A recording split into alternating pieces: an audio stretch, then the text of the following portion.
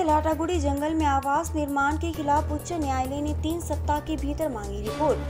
Doers के लाटागुड़ी जंगल में आवास निर्माण के खिलाफ उच्च न्यायालय में मामला चल रहा है।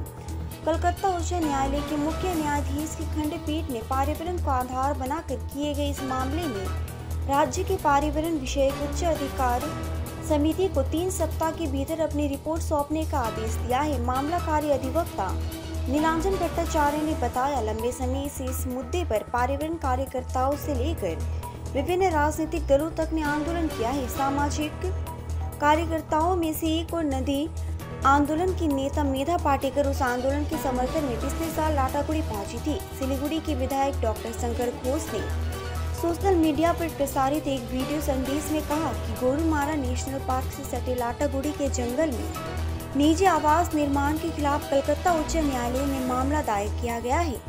डॉक्टर शंकर घोष ने कहा, अगर जंगल में करीब 20 बीघे जंगल को नष्ट कर हाउसिंग प्रोजेक्ट बनाया जाएगा तो पर्यावरण पर इसका प्रतिकूल प्रभाव पड़ेगा। Justice T.S.. शिवांगनम ওনার যে বেঞ্চ আছে ডিভিশন বেঞ্চ থেকে একটি রায় দেয়। সেই রায়ে বলা হয় যে স্টেট ইম্প্যাক্ট